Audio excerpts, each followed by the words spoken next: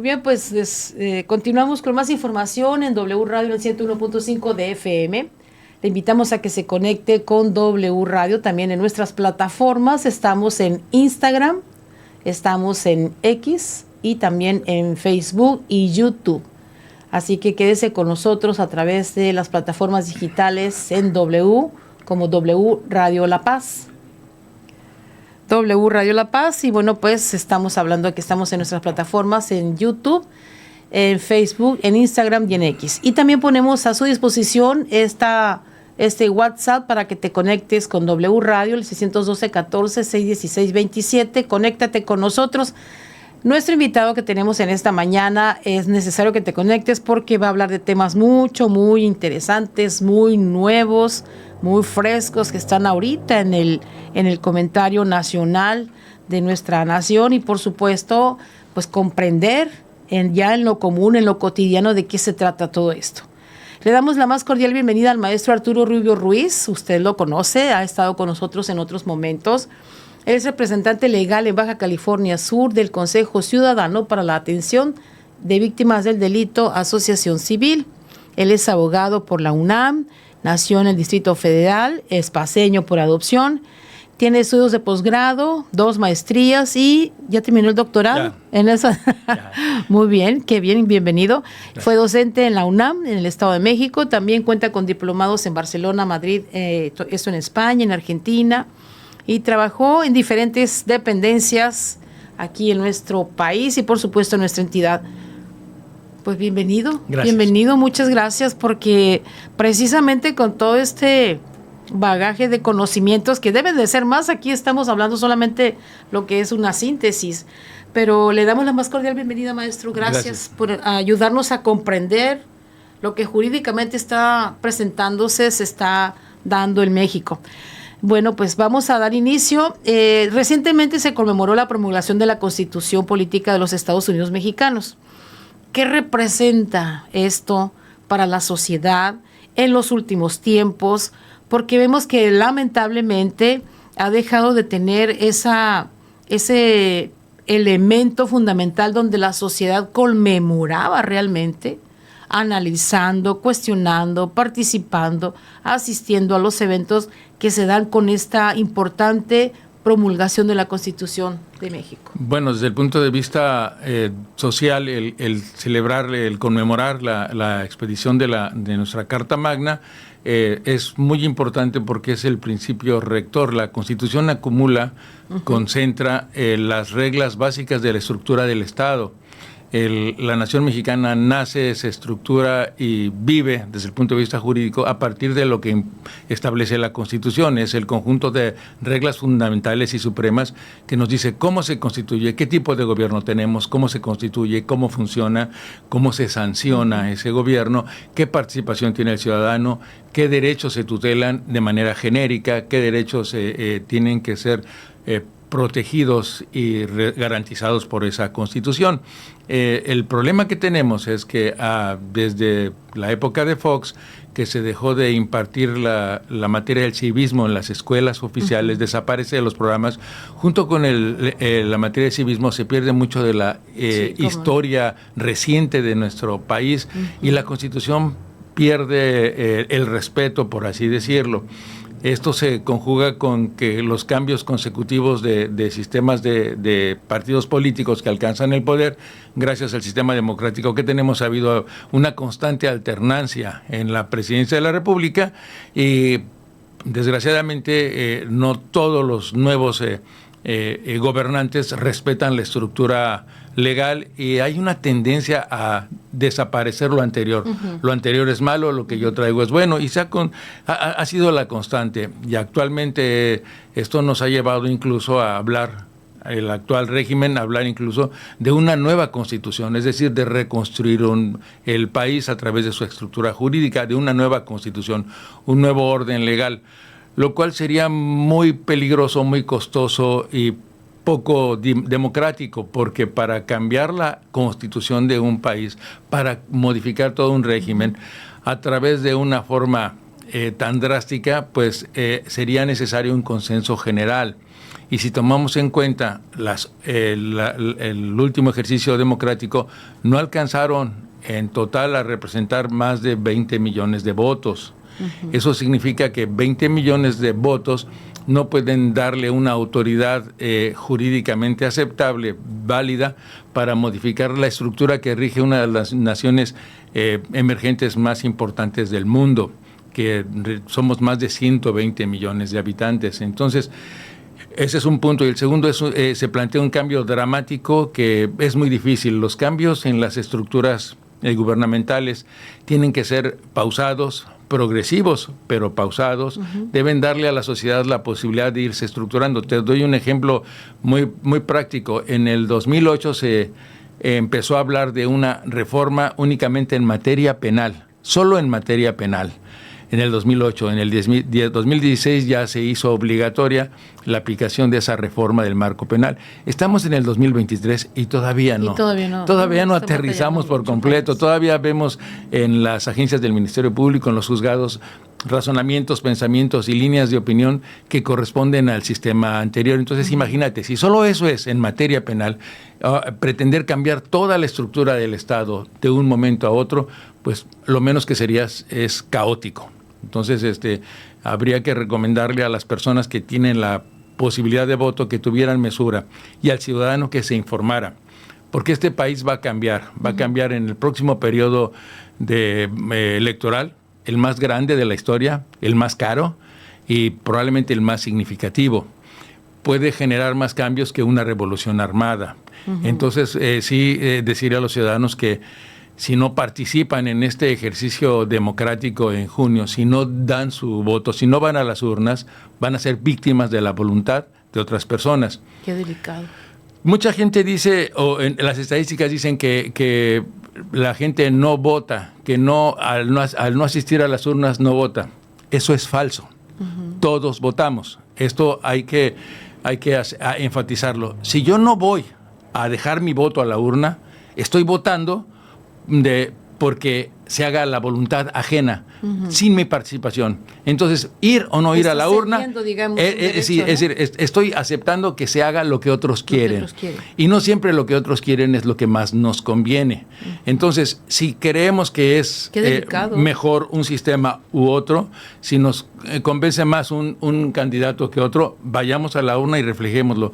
Pero acudamos a las urnas. O sea, eso sería parte de lo que como sociedad nos compete a nosotros. Definitivamente, sí. Porque por ejemplo, en estos momentos que, uh-huh, el titular del Ejecutivo presentó el lunes pasado, uh-huh, un paquete de iniciativas con las que pretende hacer una reforma estructural, uh-huh, muy fuerte para el Estado. Si esa reforma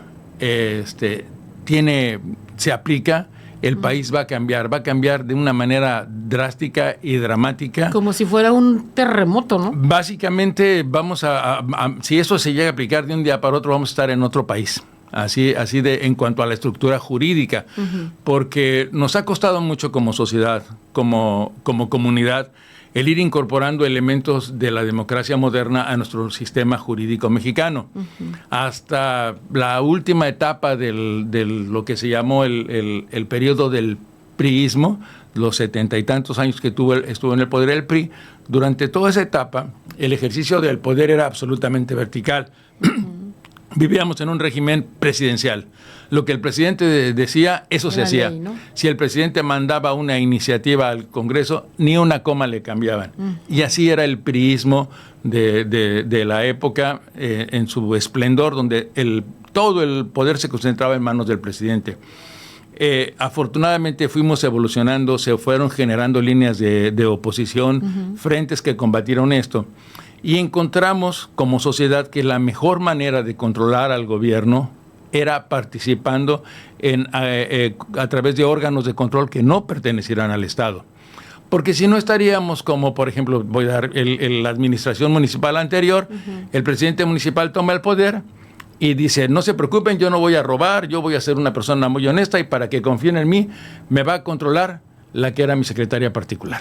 Entonces, pues suena más a una simulación. Es decir, los órganos de control, de verificación, de supervisión, eventualmente de sanción, deben estar en manos de personas que no dependan ni económica, ni política, ni totalmente ajenos, ¿no? Total ajenos, sí, tienen que ser externos. Entonces, ese es el gran avance que se logró después de que desapareció el priismo como estructura única de gobierno en ese país. Cuando la alternancia empezó a generarse, con ella entraron los órganos de control ciudadanizados. Y esta es la mejor manera, y la tendencia universal en las democracias modernas es a que tenga cada día más participación el ciudadano. Sí. De hecho, hay sistemas democráticos donde todo el control es ajeno al aparato del Estado. Ellos tienen su propio control interno, pero es hacia ellos. Hacia el exterior dependen de instituciones ciudadanizadas 100%. Y esa es la mejor manera, porque si nosotros, que somos los dueños del dinero, los que trabajamos y generamos el recurso, los que proveemos, los que nacimos, los que generamos y gestamos en este lugar, somos los dueños del recurso. Nadie los puede cuidar mejor que nosotros. Si se los damos a otra persona, pues no estamos seguros del cuidado. Y la práctica viciosa cuando el control es interno es lo que ocurrió, el ejemplo que les di en el municipio, ¿no? Que ponen a alguien 90% leal y fieles. Es muy recurrente. Y 10% quién sabe que sean, ¿no? Entonces, creo que es muy peligroso. De las iniciativas que plantea el actual presidente de la República, la más peligrosa para la vida democrática de este país es la desaparición de las instituciones de control que se conocen como órganos constitucionales autónomos, que están que jerárquicamente, administrativamente, económicamente, están cumpliendo un objetivo. Y que no dependen del Ejecutivo, son el auténtico contrapeso al sistema. Y la otra reforma que también suena muy, muy peligrosa es la de desaparecer la estructura de selección y asignación de cargos en el Poder Judicial. Estructura de asignación de cargos. Es. Sí, actualmente O sea, si no tenemos cunado, se nos viene un terremoto. Terremoto jurídico, ¿no? Para México. La seguridad jurídica estaría en el... Ok, vamos a dar lectura nada más a las... Porque todos se ven bien. Como que la promesa es muy bonita. ¿no? O sea, número 1, reconocimiento de los pueblos indígenas y afromexicanos. Está bien. Número 2, garantizar la pensión para adultos mayores y el aumento de esta cada año, así como la atención para personas con discapacidad. Qué noble corazón, ¿no? Suena bien. Sí, es una declaración muy bonita. Sí. Otorgar becas a estudiantes de bajos recursos en todos los niveles escolares. Perfecto. Garantizar atención médica integral y gratuita a la población. 5. Garantizar la vivienda de los trabajadores. 6. Prohibir el maltrato de animales. 7. Prohibición de fracking y no otorgar concesiones para la actividad minera a cielo abierto. 8. Respetar las zonas de escasez de agua y solo otorgar concesiones para uso doméstico. Ahí empieza algo, ¿no? Prohibir el comercio de vapeadores y drogas químicas como el fentanilo. Aumentar el salario mínimo por encima de la inflación anual. 11. Que el salario mínimo de maestros, policías, marinos, enfermeros, médicos, entre otros trabajadores de gobierno, no sea menor al de los trabajadores inscritos al Seguro Social. 12. Revertir las reformas a las pensiones aprobadas en 1997 y 2007 por los presidentes Ernesto Zedillo y Felipe Calderón. Aquí ya entra un tema muy fuerte para ISSSTE, ¿no? Garantizar el derecho a la educación y el trabajo, brindar seguro a campesinos que cultivan sus tierras y mantener programas de apoyo directo a la producción. 15.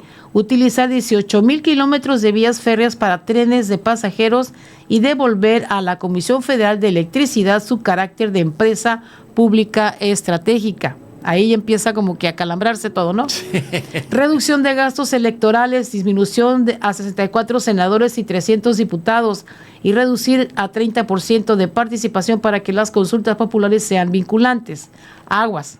17. O sea, las más pesadas están quedando al fondo, ¿no? 17. Elección de jueces, magistrados y ministros por voto popular. Ahí es donde yo quiero un momento, terminando de darle lectura a esto, eso me interesa mucho. Integrar la Guardia Nacional a la Secretaría de la Defensa Nacional para evitar corrupción. Se han hecho muchas cosas para evitar corrupción y establecer en la Constitución que ningún servidor público puede ganar más de que el presidente de la República, o sea, por favor, ¿no? Y el número 20, eliminar los organismos autónomos, lo que usted mencionaba hace un momento. Algo que se me hace a mí muy delicado, muy delicado, si estamos hablando de que nuestra Constitución es el real por donde debemos ir, instituciones, personas, etcétera. Y habla aquí de elección de jueces, magistrados y ministros por voto popular. Eso es gravísimo porque el voto popular se guía muchas veces por la simpatía, porque está por guapo, el estado de ánimo, me cae bien. Es decir, por factores que no garantizan que quien va a ejercer la función tenga la calidad y la calificación. Y uno de los reclamos más constantes en este país es una administración de justicia sana. No solo necesitamos jueces honestos, necesitamos jueces calificados, preparados, que le den al ciudadano la oportunidad de recibir una justicia pronta y sin mayor tramitología. Para eso se necesita que el juez esté preparado, que esté calificado y que se someta a órganos de control de su actuación, que tenga que someterse a estudios, a preparación, a calificación y a evaluación. Si dejamos que sea juez el más popular, probablemente no tengamos la certeza de que sea el más preparado.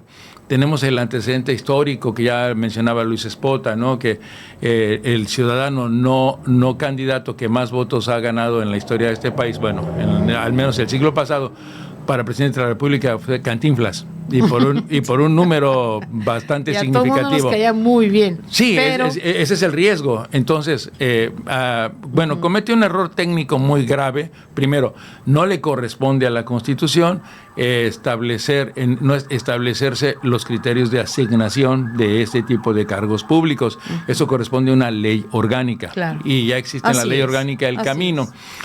Lo que el constituyente se reservó fue únicamente la asignación de ministros de la Suprema Corte, y creo que debe continuar así, pero sí hay que cambiarlo. Tiene que ser a contentillo del presidente y a la aprobación de diputados y senadores, que los diputados y senadores representan al pueblo.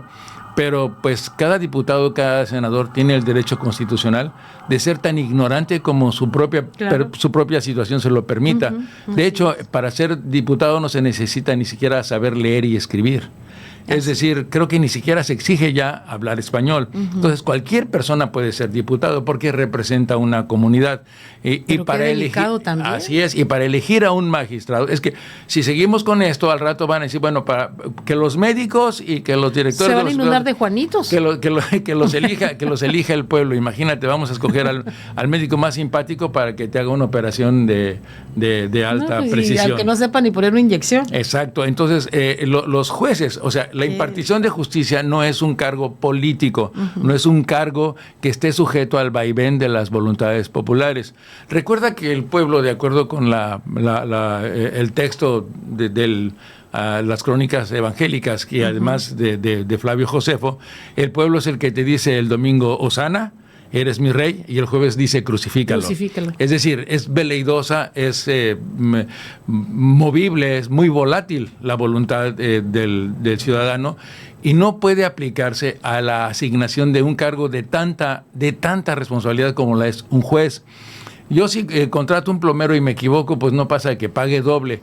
Pero si se equivoca el juez y mete a la cárcel 20 años a un inocente o deja en libertad a un criminal, entonces estamos en un problema muy grave, muy serio.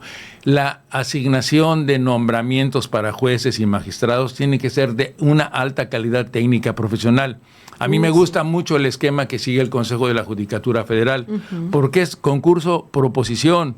Yo quiero ser juez y demuestro ante un panel de profesionales que tengo conocimientos, experiencia y tengo la especialización. A fondo todo este la justicia ha avanzado tanto en la asignación de materias por la complejidad que representa, que ahora tenemos jueces especializados en submaterias. Por ejemplo, antes nada más había jueces de distrito que conocían de asuntos civiles, laborales, penales, de todo. Ahora en la Ciudad de México, en las grandes ciudades, hay jueces de amparo especializados en penal y del nuevo sistema. Sí, claro. Es decir, una subespecialización, pero que es muy específica.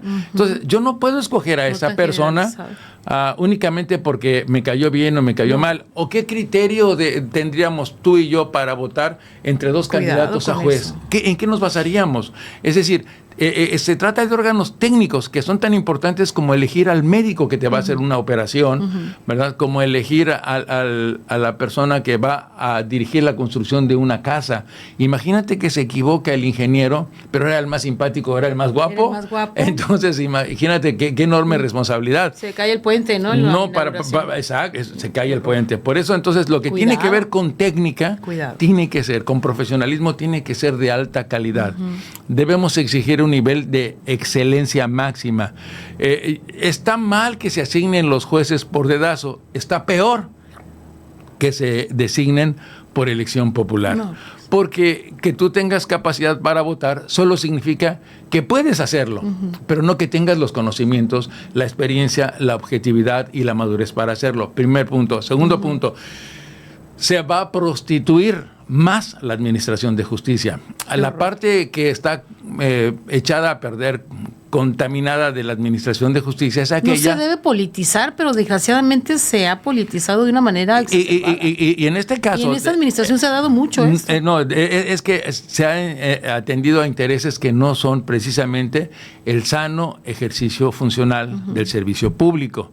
Se está atendiendo cuando alguien ve el ejercicio del poder como una contienda entre lo que yo digo y lo que pueden decir mis adversarios, está dejando de pensarse en el país como nación, como un entorno, como una pluralidad. No, pues muy delicado. Porque nadie es dueño de la verdad. Claro. Nadie. Y cuando yo cierro el diálogo y cuando yo confronto, estoy acribillando a la estructura básica de la democracia, porque la democracia se basa en el diálogo y no en la confrontación, en el acuerdo y no en el combate. Entonces, ahí es muy importante que retomemos en la sana práctica de la democracia, que escuchemos todas las voces, porque todos disentimos. Si tú y yo platicáramos y nos hiciéramos un análisis, hay 20 puntos en los que estamos totalmente de acuerdo y 20 en los que nunca nos vamos a poner de acuerdo. Pero eso no nos hace adversarios. ¿Sí? Eso nos permite, con tu visión contraria a la mía, enriquecer mi punto de vista, y eso es así es como funciona una democracia sana. Cuando tu aporte enriquece el mío y viceversa, pero entonces necesitamos ambas partes tener una postura de conciliación, de negociación, y es algo que tenemos que aprender en general los mexicanos. Los mexicanos en general venimos de la cultura de la contienda, de que te tengo que ganar.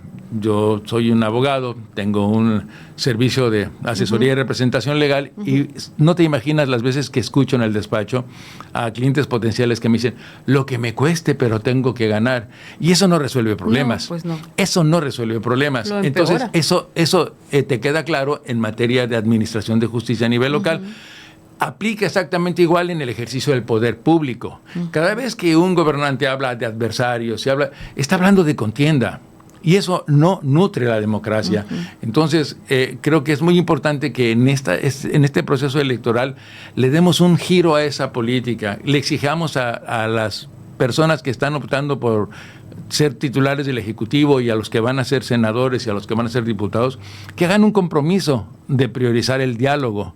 Si quien me va a representar ante la Cámara de Diputados, ante el Senado, quien va a ser mi representante, va a seguir con contiendas, el que gane va a aprovecharse del que pierda y se va a aprovechar del poder y no va a crecer la democracia. Tenemos que romper esta inercia, esta cultura de la confrontación y empezar a alimentar, a fomentar, a estimular la política del diálogo. El que se pida, por ejemplo, que desaparezcan los órganos autónomos, es una antítesis del diálogo y de la participación ciudadana. Totalmente. Es decir, yo hago lo que quiero y tú no me puedes vigilar. ¿Sí? Y eso es el cunero de la corrupción, ese es el cunero del abuso de poder, porque si nadie me va a controlar, yo voy a hacer lo que yo quiera, y eso es muy peligroso. Estamos hablando de un estado de anarquía total, ¿no? Totalmente, sí, exactamente. Licenciado maestro, en conjunto, todas estas leyes, pues no parece la carta de Santo Claus, ni mucho menos, ¿no? O sea, ¿cómo lo califica, cómo lo visualiza en su conjunto y ya 3 minutos para que se cierre la administración, ¿no? Bien, lo que leímos como iniciativa que en su conjunto de llegarse a aplicar modificarían más de la tercera parte de la Constitución. La Constitución tiene... ¿Más de la tercera parte? Sí, son 136 artículos y se modifican más de 50 artículos de la Constitución. O sea, estamos hablando de... Algo muy serio. De crear prácticamente crear una nueva ley. nación. Pero ojalá fuera una construcción desde el punto de vista de técnica jurídica sistematizada y funcional, pero no, es una broma, es una vacilada. La mitad de las iniciativas, por lo menos las 10 primeras, son declarativas. Uh-huh. Tú no puedes decir que los trabajadores ganen más que la inflación. Eso es imposible, porque la inflación no la riges con una ley, no la rige la Constitución. Pues es algo son reglas de mercado totalmente ajenos a cualquier disposición oficial. Entonces, en algún momento eso va a ser de imposible aplicación. Sí. Y las demás son declaraciones pues muy bonitas, pero sujetas a toda una estructura que no tenemos. Que las pensiones que se paguen completas, no hay dinero para eso. Tenemos que ser realistas. Dice que se garantice, está pidiendo el presidente en su iniciativa que se garantice al ciudadano el acceso a la salud. Eso no se arregla con una declaración en la Constitución. Eso se arregla con una estructura administrativa adecuada, no con una farmacia, una bodegota convertida como farmacia o algo así. Es decir, suena muy bonito que todos tengamos derecho a la educación. Pues es el sueño, ¿no? Pero eso es una declaración nada más. No podemos hacerlo con leyes. Tenemos que ser realistas. Debemos saber con qué recursos contamos y luego hacer el plan de trabajo. Si tú lees lo que presenta el presidente, más bien es una como propuesta de gobierno. Es decir, yo voy a buscar esto durante mi administración. Entonces, este paquete de reformas debió haberse presentado al inicio. No al final, no ya que se va. Pero pues ya nos vamos casi. Entonces, pero él sabe que esas iniciativas no van a pasar porque el presidente está haciendo lo mejor que hace. El titular del Ejecutivo actual tiene 30 años en campaña. 30 años. Esa es su especialidad. Es su maestría. Nadie lo hace mejor que él. Es un gran publicista, un gran manejador de situaciones, de imágenes. Tiene frases que impactan claro. Tiene un auditorio cautivo al que sabe alimentar muy bien a través de un costoso esquema que nos cuesta mucho dinero, que son ese programa de variedades matutino que le llaman las mañaneras y que, vaya, no es más que el discurso un monólogo discursivo. No, yo no como reportero casi 30 minutos de respuesta y en concreto sí, te quedas pendiendo, cuando de un presidente, del titular del Ejecutivo se espera actos de administración, cuando se espera, solo escuchamos declaraciones y buenas intenciones. Decir que a un alto porcentaje de las vías férreas se van a dedicar para mover. Eso depende de factores económicos ajenos a la Constitución. Decir que se va a prohibir la corrupción y la extorsión y el todo el mundo vapeo. Batalla con eso. Para eso hay códigos de salud y para eso hay códigos penales estatales y federales y para eso hay normativas. No, la Constitución no es para llenarla de esas buenas declaraciones. La mitad de lo que hay dice son declaraciones de amor y buenas intenciones, nada más. No estructurales. Que es una cortina muy grande en la que se está cobijando los últimos párrafos que son muy peligrosos, como el de militarizar 100% a la Guardia Nacional. Eso es criminal, eso además es inconstitucional en sí. Maestro, pero aquí para nosotros como sudcalifornianos, como gente de esta región, recuerda el movimiento del FUS, que era quitar a los militares del poder. Así es.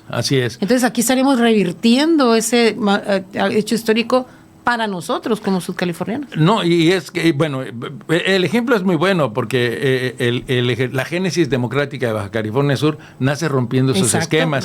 Y esos esquemas se están incorporando. Y están otra vez regresando. Porque si volteas a ver los factores reales del poder en la nación mexicana, todas ya están en manos del ejército o de militares, ¿no? Sí.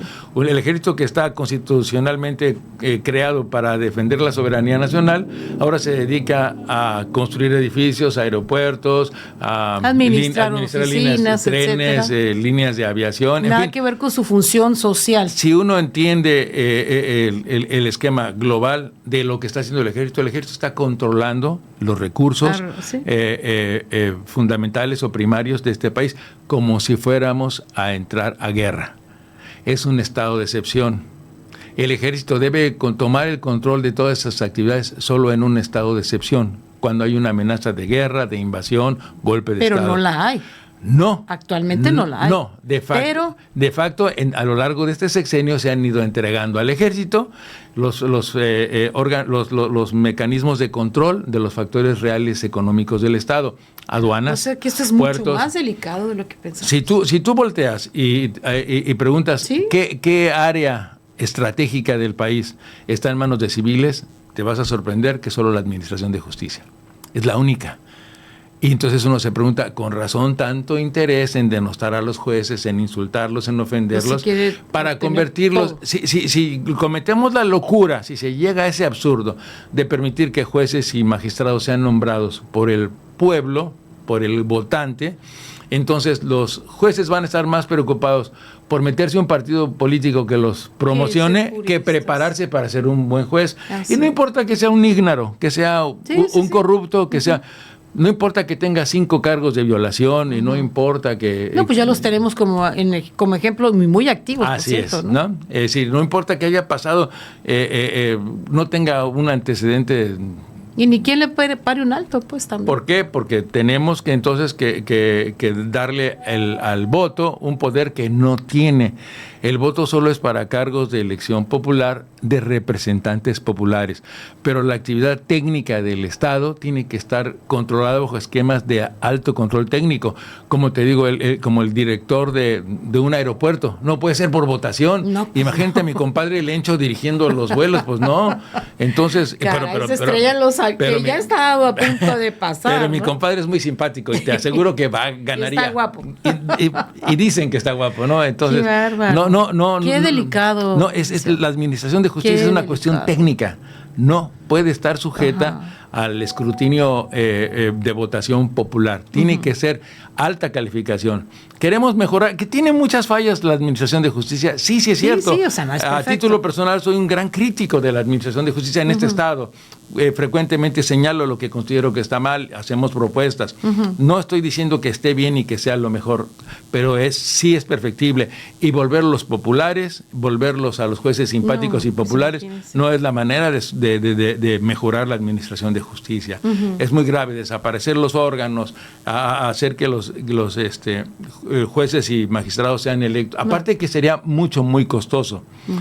¿Sabes cuántos jueces necesita este país? Solo federales. Tendríamos que elegir como 30,000 personas.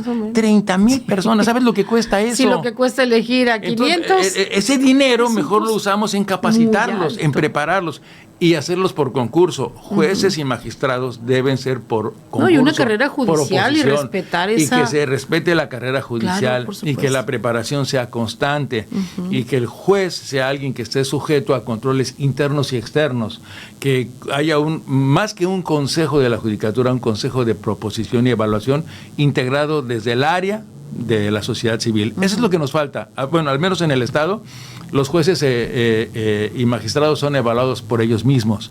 Entonces es algo así como rascarte con tus uñas, ¿no? Necesitamos que haya una evaluación, un control externo. Claro, eso, externo. Pero no que sea por votación, porque al cambiar esa estructura... Por supuesto, gente especializada, definitivamente. Pues la niña más simpática de la facultad va a ser la que va a ser la presidenta del tribunal, ¿no? O sea, cosas así. Maestro, pues ahora sí que podríamos mucho tiempo para estos temas que son muy apasionantes y muy delicados. Así es. ¿Qué debemos hacer como sociedad finalmente? Bien, en principio, estas iniciativas del presidente a la reforma de la Constitución no van a pasar porque no tiene la mayoría calificada que se necesita para ello. Él lo sabe, pero mientras va a poder estar promocionando su proyecto que tendría continuación con la candidata de su partido. Es decir, es una manera de burlarse de las leyes electorales. Yo sigo hablando de mi proyecto y la continuidad de mi proyecto, favoreciendo con ello la imagen de mi candidata y sin violar la ley electoral. Entonces, meto el tema en las urnas. Como las 10 primeras iniciativas del listado que a los que le diste lectura son muy bonitas, son muy románticas. Oye, que me paguen educación de calidad, derecho a una casa. Pues eso suena muy bonito. Entonces, al colectivo popular le vende la idea de que son muy buenas reformas y no nos damos cuenta que junto a esas 10 van 6 que son letales. que acabarían con un estado de excepción y con el control absoluto de un grupúsculo, una plutocracia brutal en este país. Entonces no van a pasar, pero confían, quienes creen que esas reformas son buenas para el grupo en el poder, confían que en las elecciones de este año van a salir ganen el suficiente número de curules para que entonces sí vuelvan a presentarse las iniciativas, pasen, y entonces sí el Estado se modifique, el país se pase a una dictadura de facto a través de una plutocracia, porque y sería caótico, porque yo no me imagino cómo sería un juez.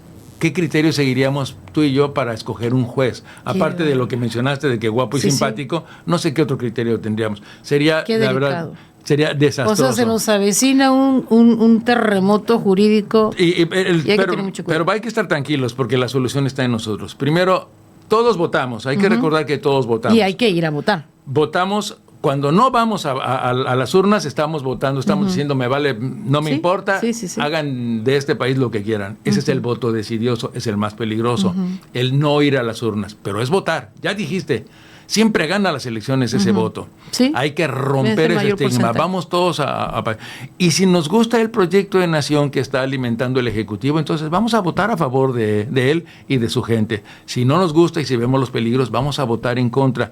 Pero vamos a analizarlo, porque estamos en una democracia. Tenemos que romper el esquema de adversarios y contrarios y tenemos que construir y tejer una gran alianza para que este país crezca. Entonces vamos a sentarnos. Creo que se van a hacer unos foros de opinión respecto de esto. Al menos ayer vi el anuncio de Deben hacerse. La Cámara, ya los anunció, la Cámara de Diputados. Empresarios, asociaciones, diputados federales y estatales. Ayer se anunció, ya está en la página de la Cámara de Diputados. Entonces la invitación es a que todos participemos, todos. Esto no es una invitación a los médicos, a los abogados, es a todos los ciudadanos. Vamos a escuchar las propuestas, los pros y los contras, y a partir de eso tomarnos una decisión, elegir, razonar nuestro voto y después de eso votar, porque a lo mejor de esas 10 hay 2 que son muy buenas. Claro. Pero vamos a ver si son posibles, cómo, ¿no? Si son factibles, ¿cómo le haríamos? Mira, garantizar la salud. Porque el tema de las pensiones, por ejemplo, es un tema que trae de cabeza todo. No, y en ninguna parte del mundo se pagan al 100%. Muchos países han perecido muy fuertemente sus finanzas por eso, ¿no? Sí, los países envejecen porque no pueden cubrir eso. Entonces suena muy bonito, pero es inviable. No es tan peligroso porque queda en promesa de amor. A eso estamos acostumbrados, ¿no? Tenemos el corazón de pollo los mexicanos, nos lo rompen cada 15 días, pero nos volvemos a levantar. ¿Sí? O sea, le vamos al mismo equipo de fútbol. Es decir, tenemos el corazoncito de pollo. Entonces, no importa que nos hagan una promesa de amor como esa, pero hay que ser realistas. La otra parte sí es muy complicado, la otra parte sí es muy peligroso. Es decir, no permitir que se reforme la administración de justicia a ese grado. ¿Qué reforma necesita el Poder Judicial? Control, calidad, selectividad. Actualmente, y hablo de Baja California Sur, se elige a los jueces. Ya no hay un examen de oposición, los eligen. Los magistrados no tienen ningún tipo de supervisión. Tenemos un fondo auxiliar para la administración de justicia que nadie sabe qué se hace con ese dinero. Son millones de dólares. Y de repente aparecen ahí bonos para los magistrados y bonos para esto y bonos para lo otro, pero de la parte que tiene que asignarse por ejemplo, a las víctimas, no hay un solo peso. No hay un centavo. La reparación del daño. No hay. Si alguien es condenado a pagar la reparación del daño y la víctima no la encuentran o no quiere cobrarlo, ese dinero se va al fondo auxiliar. Venga nuestro reino, ¿no? Ese venga nuestro reino. Y no sabemos qué se hace con ese dinero. Es un recurso. Tuvimos que ampararnos para que el tribunal pusiera un elevador en el edificio de aquí de La Paz y para las personas con discapacidad. Pues, para que no estuviéramos molestingando, lo pusieron, pero nada más los usan los magistrados. El juzgado penal del sistema tradicional no tiene elevador. Las personas con discapacidad motriz tienen... Hay un caso que de veras... crítico de subir escaleras. La gente debe tomar conciencia de esto. Una señora ya muy grande de edad fue víctima de un delito y tenía problemas motrices. Tenía que subir a rayo del sol esas escaleras. Si alguien no le ayudaba, no podía. Un día va llegando a su audiencia y llega la camioneta con el sujeto que la dañó. Llega en la camioneta hasta la puerta.